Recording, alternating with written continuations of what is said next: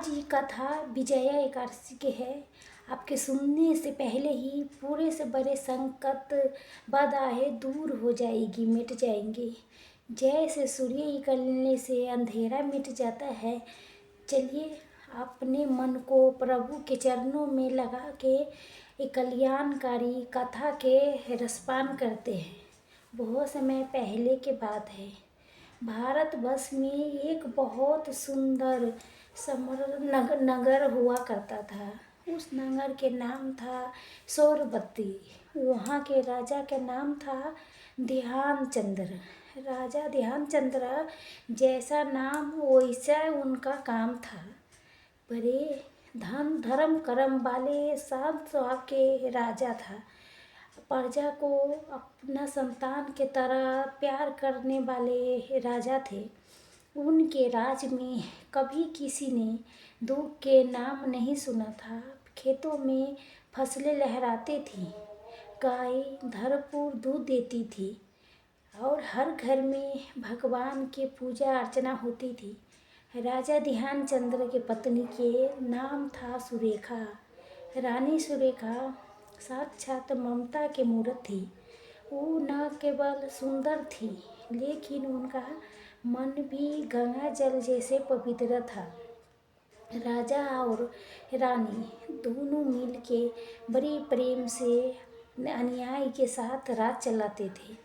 बहुत अच्छा सब कुछ चल रहा था। राजा ध्यानचंद्र को अपना सेना, अपना बाहुबली पर भरोसा था, लेकिन उसके ज़्यादा भरोसा उनके अपने इस देव पर, भगवान विष्णु पर था। लेकिन मेरे प्यारे दोस्तों, कहते हैं ना, समय हमारा हर एक जैसा नहीं रहता है। सुख और दुख जीवन के दो पहिए हैं।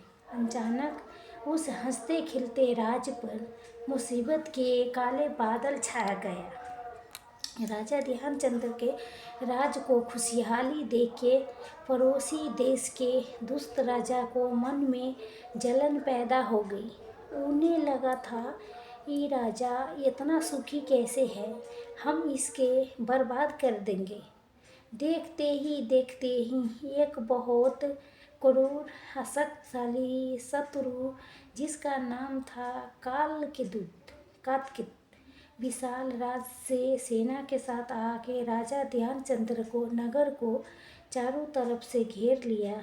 वो शत्रु बहुत मायावी भी था। उसके पास सेना भी बहुत बड़ी थी। राजा ध्यानचंद्र ने अपनी पूरी ताकत लगा दी। उन्होंने अपने सेनापतियों को आदेश दिया, युद्ध के नगारा बज उठे। कई दिन तक भयंकर युद्ध चलता था, लेकिन बिनमा देखिए, जो राजा कभी हारा नहीं था, वो राजा आज हार सामने दिखाई देने लगी। शत्रु की सेना चींटियों की तरह बढ़ती जा रही थी। राजा ध्यानचंद्र की सेना धीरे धीरे कम होते ही जा रही थी। नगर के बाहर दुश्मन डेरा जमाए बैठे थे। राजा के राशन पानी बंद होने के कंगाल पर आ गया था। प्रजा में हाहाकार मच गया था। बच्चे भूख से रोने लगे। माता डर के मारे अपने घर के दरवाजे बंद कर लेके बैठ गई। उस रात महल में बहुत उदासी छा गई थी। राजा ध्यानचंद्र अपने कक्ष में बहुत परेशानी हालत में टहल रहे थे। उनकी आँखों से नींद गायब हो चुकी थी। उनकी अपनी चिंता नहीं थी। उन्हें चिंता था बस अपने ही निर्दोष प्रजा की। वो जो सोच रहे थे, हे प्रभु, क्या मेरा पुण्य कम पड़ गए हैं? मानो तो हमेशा धर्म के पालन किया हूँ, फिर भी मेरी प्रजा के दंड क्यों मिल रहा है? तभी वहाँ रानी सुलेखा आई। उन्होंने देखा कि राजा के चेहरा मुरझाया हुआ है, तो रानी ने बड़ी धीरज के साथ राजा को कंधे पर हाथ रखा और बोली, हे स्वामी, आप इतनी निराश क्यों हैं? आप तो परम तेजस्वी है। विपत्तियाँ तो आती रहती है, लेकिन धर्म के साथ कभी नहीं छोड़ना चाहिए। राजा ने भारी आवाज़ में कहा, सुलेखा, मुझे अपने मृत्यु के भय नहीं है। मुझे दुख इस बात के है कि शत्रु हमारे सीमा के भीतर आ घुसने वाला है। मेरे वीर सैनिक मारे जा रहे हैं। मेरे पास अब कोई रास्ता नहीं बचा है। अस्त्र शस्त्र सब बेसर हो रहे हैं। ऐसा लगता है कि अब भगवान भी मेरा साथ छोड़ दिया है, मुंह मोड़ लिया है। रानी सुलेखा ने बहुत समझदारी के बात कही। उन्होंने कहा, स्वामी, जब मनुष्य की भाव वाली बुद्धि काम करना बंद कर दे तो समझ लेना चाहिए कि आप समय दैवी शक्ति के शरण में जाने के है। जब दवा ना काम करे तो दुआ काम आती है। मुझे लगता है इस संकट के हल युद्ध के मैदान में नहीं है, लेकिन तब अभर्त में मिलेगा। हमारे शस्त्र थक चुकी है। हमें अब शास्त्र के शरण लेनी चाहिए। राजा ध्यानचंद्र ने रानी की बात सुनी और उन्हें लगा जैसे ही अंधेरे में कोई दीपक जल रहा है। उन्होंने पूछा, तुम ही बताओ सुलेखा, मैं क्या करूं? मैं कहाँ जाऊं? रानी ने हाथ जोड़ के कहा, महाराज, अब मैंने सुना है पास के घने जंगल में एक बहुत सिद्ध महात्मा रहते हैं, जिनका नाम है बकदर अली ऋषि। वो त्रिकालदर्शी है, यानी वो भूत भविष्य वर्तमान के सब जानते हैं। हमें तुरंत उसके पास जाना चाहिए। वो जरूर कोई संकट के निकलने के उपाय कोई न कोई बताई जाएगा। राजा को रानी के बात अच्छा लगा सलाह। उसी वक्त आधी रात को राजा ध्यानचंद्र ने अपना राज से मुकुट उतार दिया, साधारण कपड़े पहने और रानी सुलेखा के साथ लेके महल के गुप्त द्वार से जंगल की ओर निकल पड़े।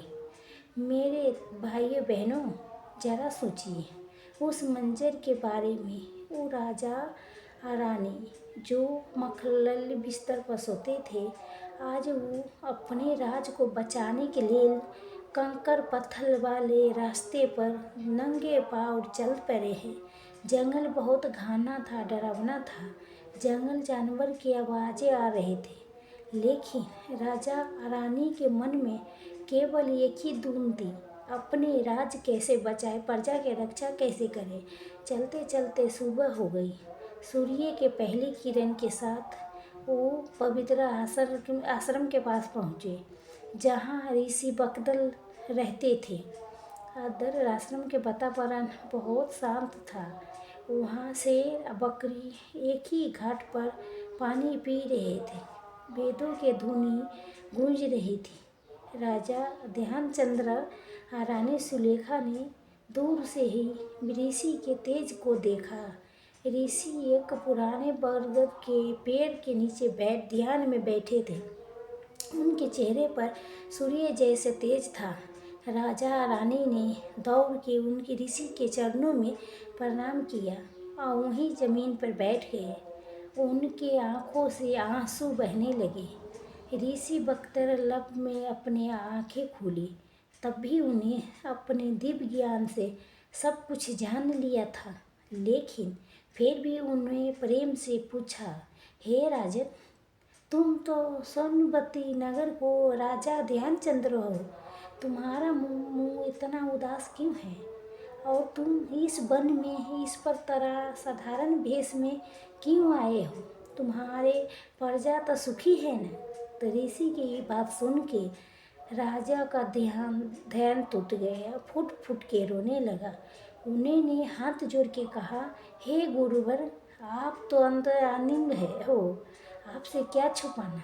मेरे राज पर घोर संकट आया है। दुष्ट शत्रुओं ने हमें चारों ओर से घेर लिया है। मेरी सेना नष्ट हो रही है। मुझे कोई रास्ता नहीं सूझ रहा है। हार मान चुका हूँ मैं। आप ही आप मेरी आखिरी उम्मीद हो।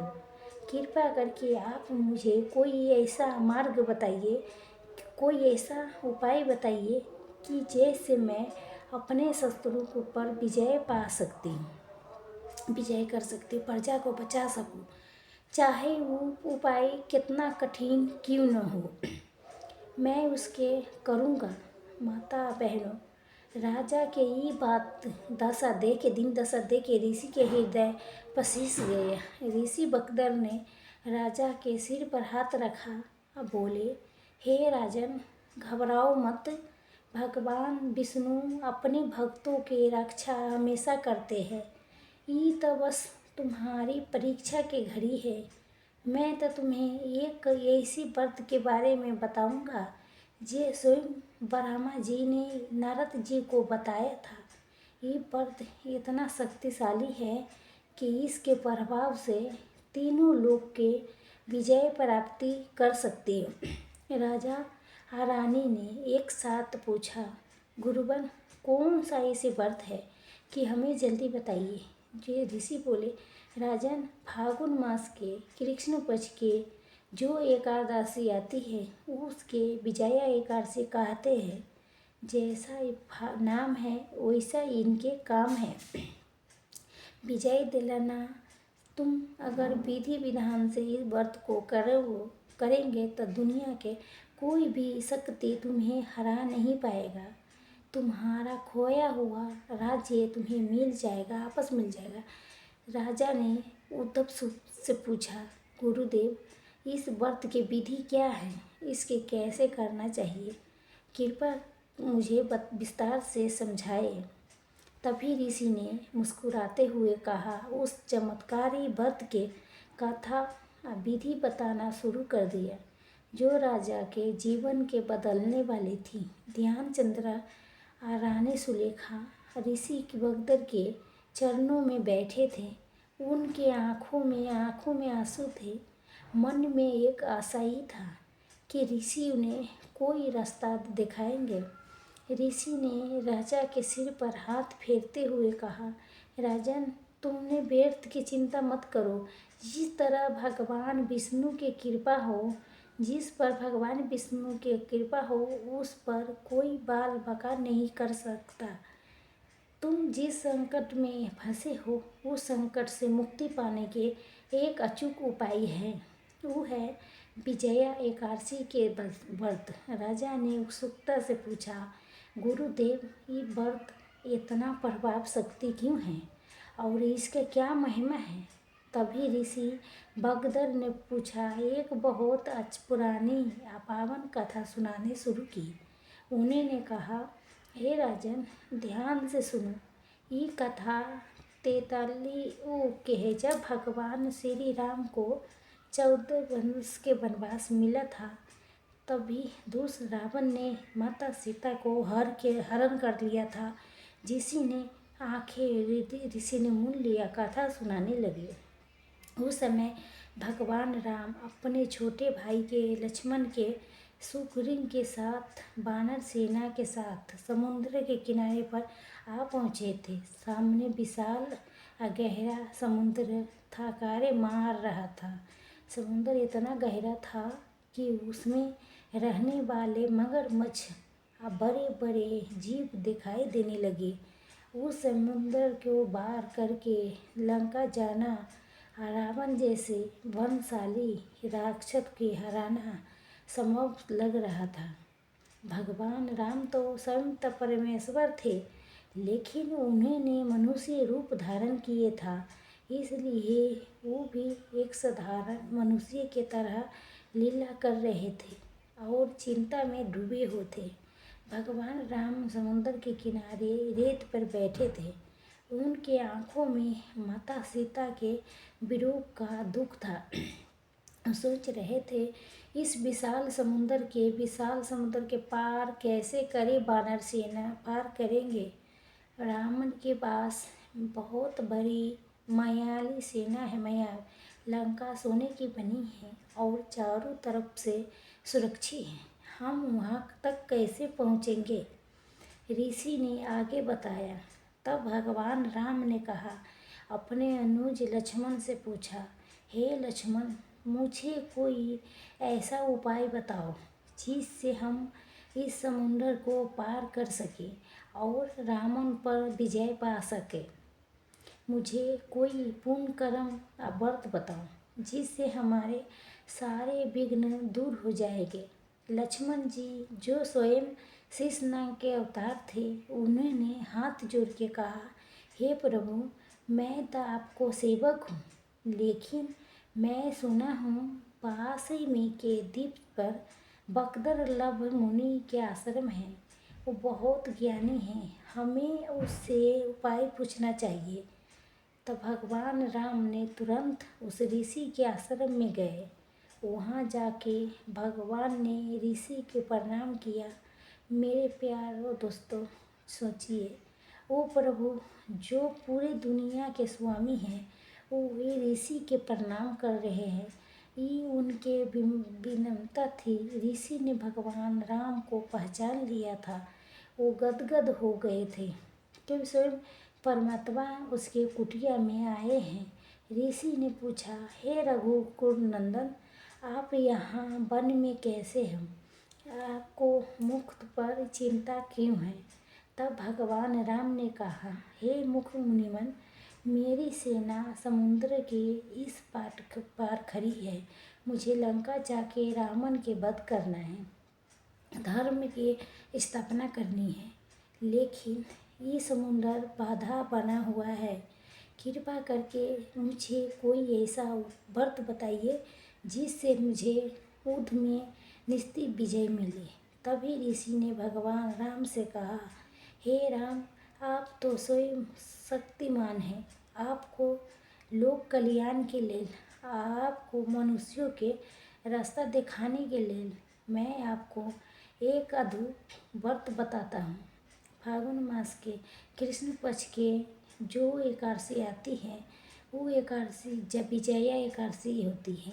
जो मनुष्य श्रद्धा और भक्ति के साथ ये एकादशी को व्रत करती है, उसके दुनिया की कोई भी ताकत हरा नहीं सकती है।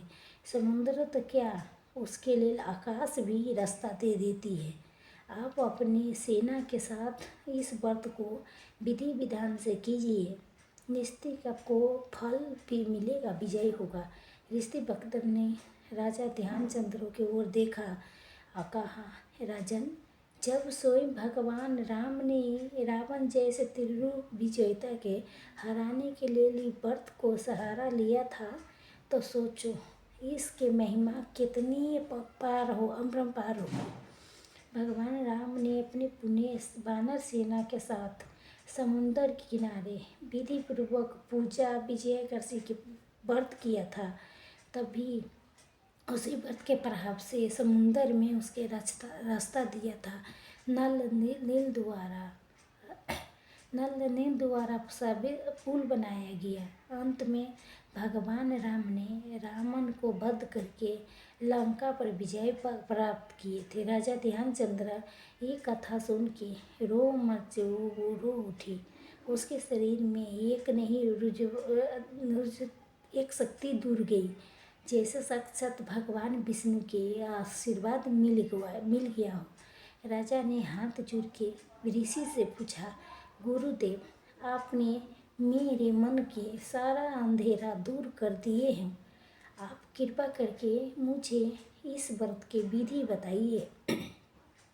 मैं कोई गलती नहीं करना चाहती हूँ। मैं इस व्रत को कैसे करके पूरा करना चाहती हूँ। ऋषि ने विस्तार से विधि समझाई। मेरे दोस्तों, आप भी इस विधि को बड़े ध्यान से सुनिएगा। ये विधि आपके जीवन के कष्ट को दूर कर सकती है।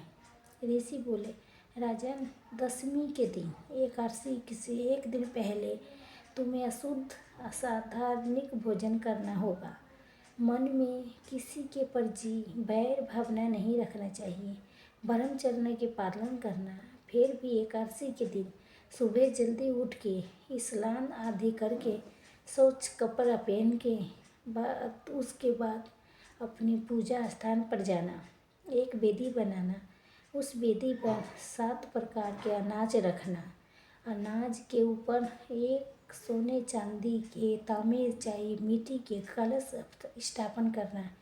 कलश के ऊपर आम अशोक के पत्ते सजाना उस पर भगवान विष्णु के फोटो, सुंदर सा प्रतिमा चाहे फोटो रखना।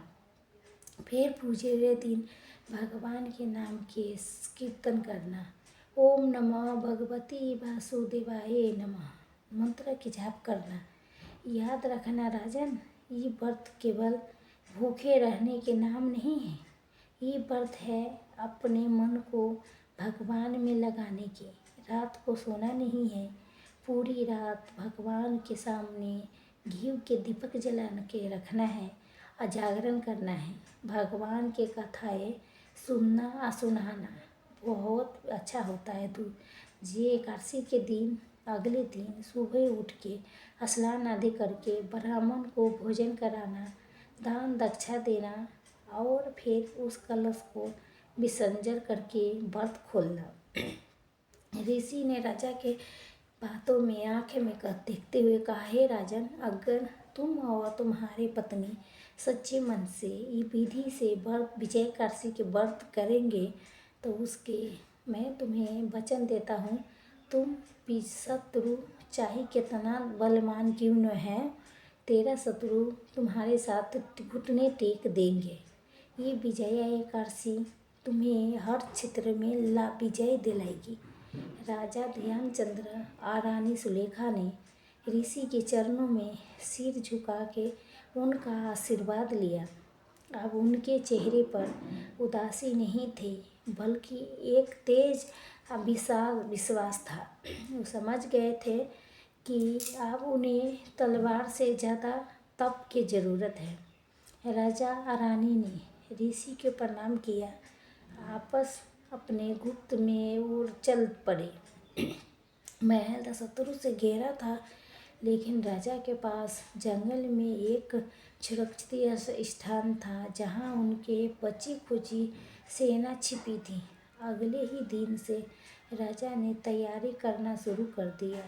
फागुन के महीना चल रहा था और संयोग से 2 दिन बाद ही विजया एकादशी आने वाली थी। तभी राजा ने अपने सभी सेनापति के मंत्रियों के बुलाया। राजा ने गंभीरता स्वर में कहा, मेरे वीर सैनिकों, आप तक ले हम अपने बाहुबली से युद्ध लड़ा, लेकिन अब हम धर्म के बल पर युद्ध लड़ेंगे। आने वाली एकादशी के दिन हम सब मिलके विजया एकादशी के व्रत रखेंगे।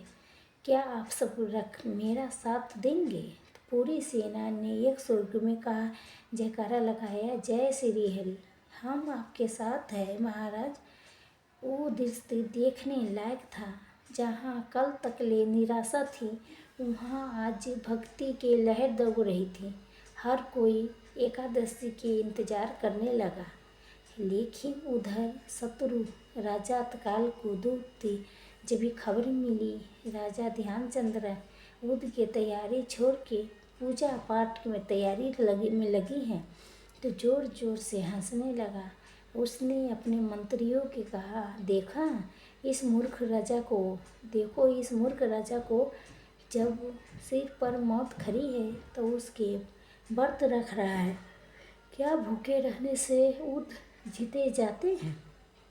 अब तो सोनीपत नगरी में मेरा ही कब्जा होगा। एकादशी के व्रत अगले दिन उन पर हम हमला करेंगे।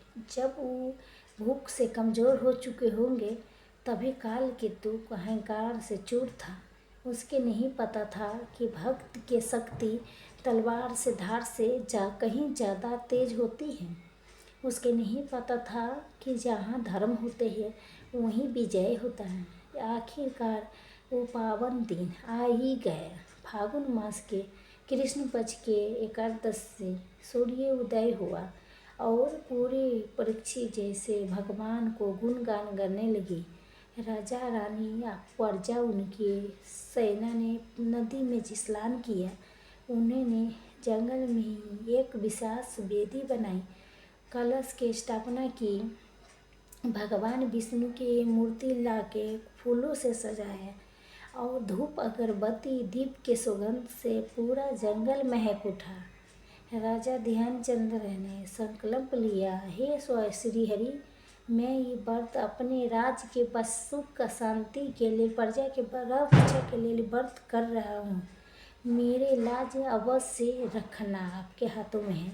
दिन भर भजन कीर्तन चलता रहा, लेकिन किसी ने अन्न के एक दाना नहीं खाया था, यहाँ तक कि पानी भी नहीं पिया। लेकिन आश्चर्य की बात ये थी कि किसी के भी कमजोरी महसूस नहीं हो रही थी। ऐसा लग रहा था जैसे कोई अतरंग शक्ति उन्हें ऊर्जा दे रही हो। रात हुई, जंगल में सन्नाटा हो गई। राजा के शरीर में हरी बोल गूंज रही थी। अखंड दीपक जल रही थी। राजा रानी ने पूरी रात जागे थे। उन्होंने भगवान विष्णु के अवतारों के कथा सुनी। शत्रु की सेना कुछ ही दूरी पर थी, लेकिन राजा के मन में अब कोई भय नहीं था कि उधर शत्रु खेमे में अजीब घटना घटने लगी थी। काल केतु के हाथी घोड़े अचानक बेचैन होने लगे थे। बिना किसी के आने को उनके तंबू उखड़ने लगा, लेकिन अंधकार में अंधे काल केतु ने अपशगुनों पर ध्यान नहीं दिया। सुबह हुई, द्वादशी के दिन आया।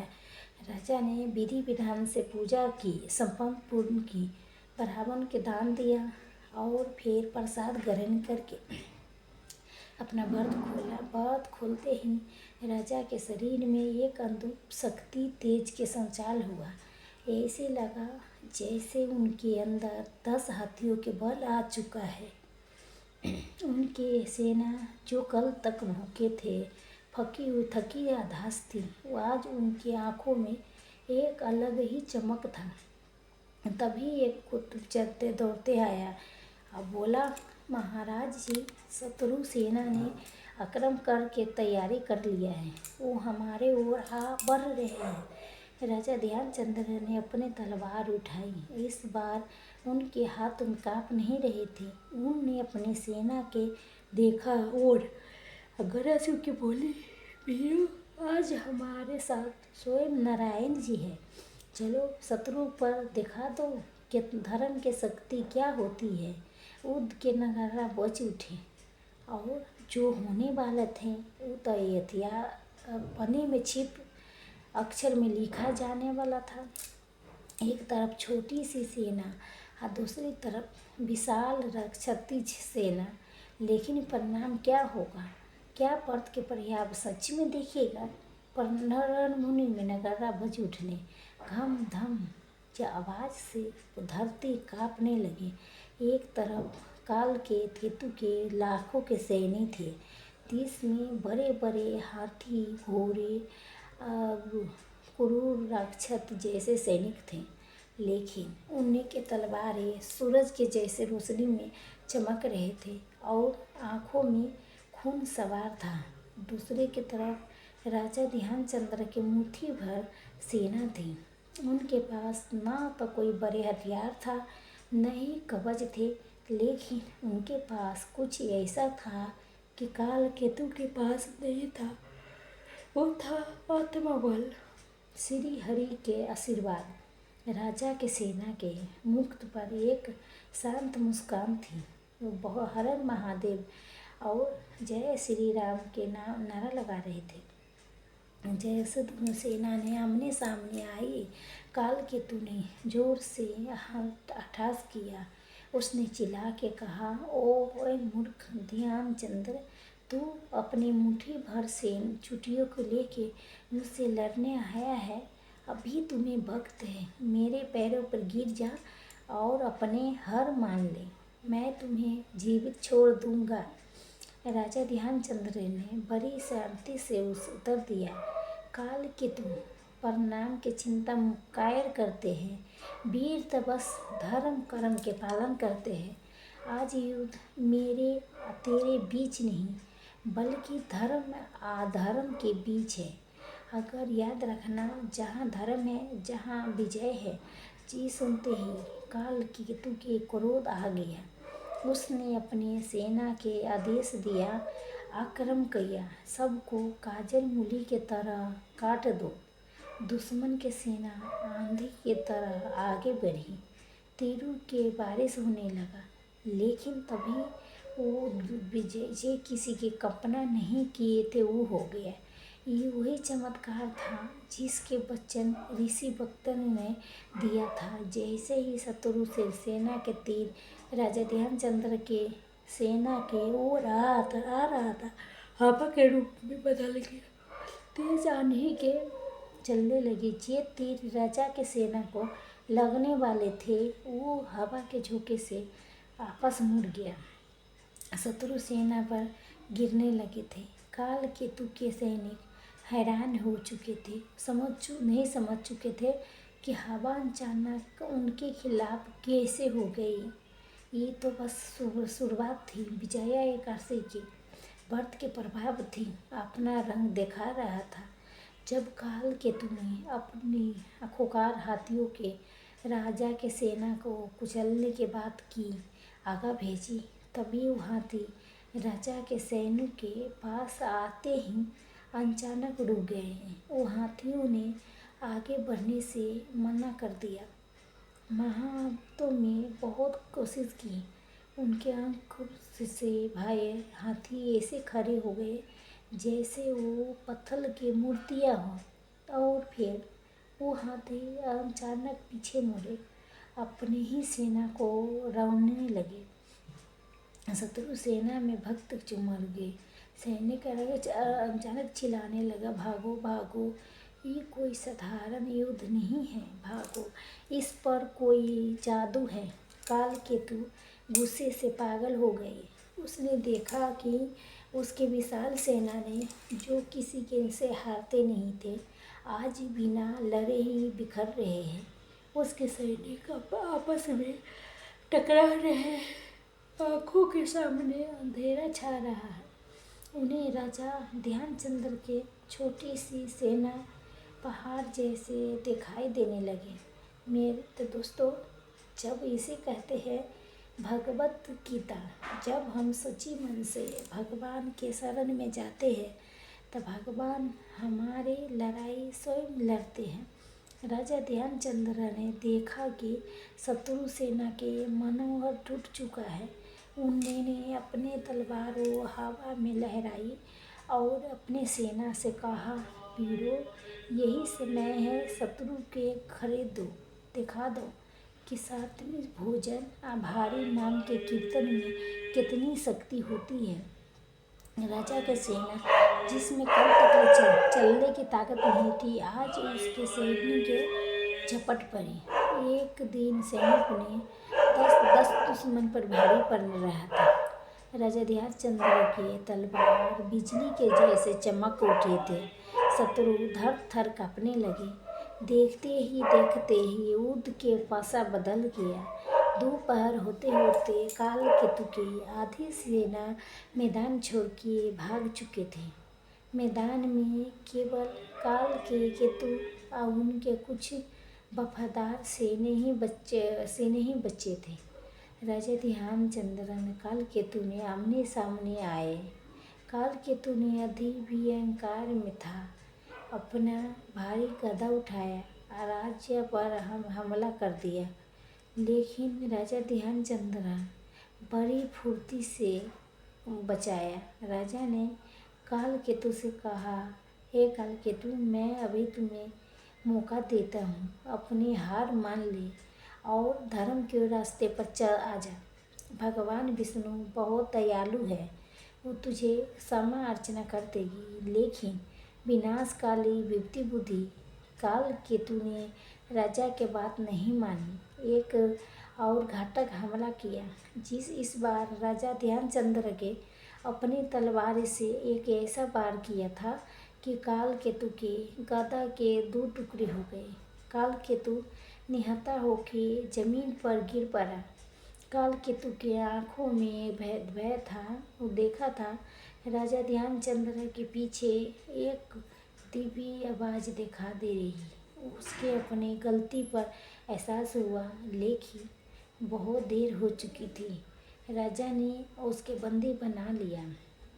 शत्रु सेना पूरी तरह घुटने टेक दिए पूरे रणक्षेत्र में राजा ध्यानचंद्र के जय हो, विजया एकादशी की मैया की जय की गूंजने लगा। आसमान से देवता ने फूलों के बरसात की, प्रकृति भी खुश हो गई।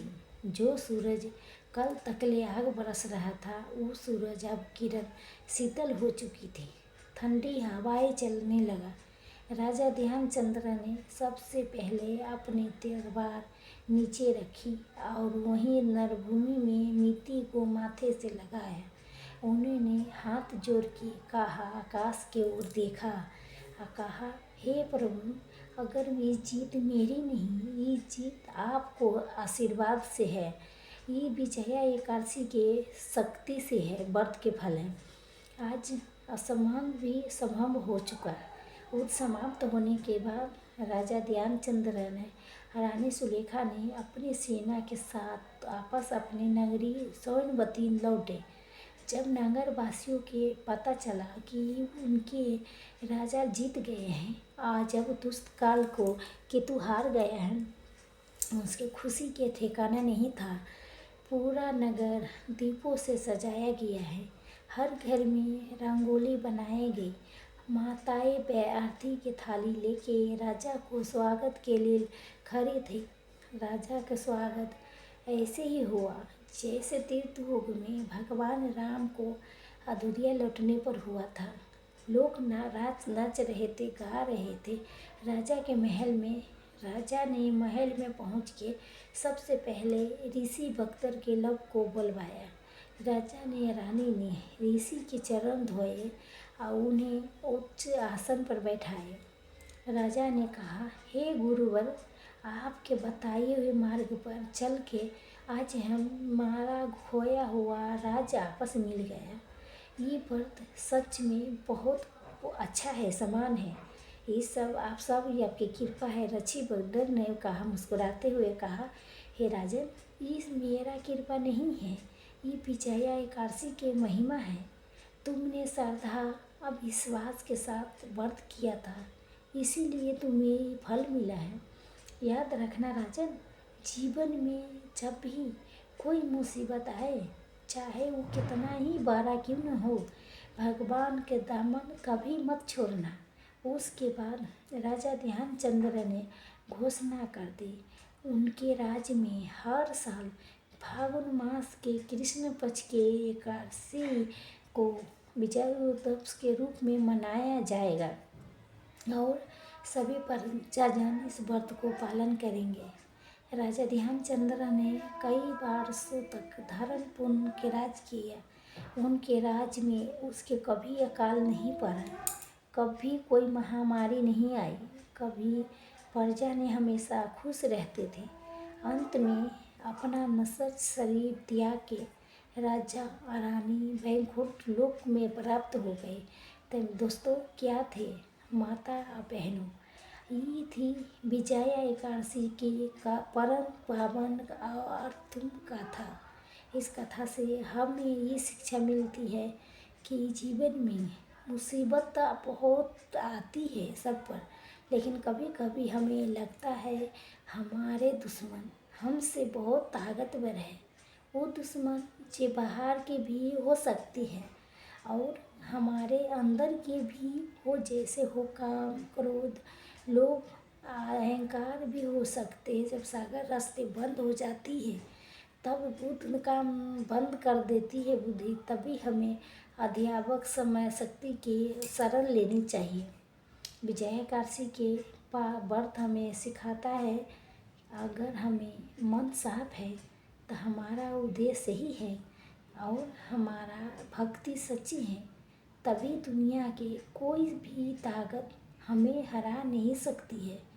ये व्रत के केवल राजाओं के लिए नहीं है, ये व्रत हम सब के लिए है। अगर आप चाहे कोर्ट कचहरी मुकदमे में फंसे हैं, तभी व्रत चाहिए।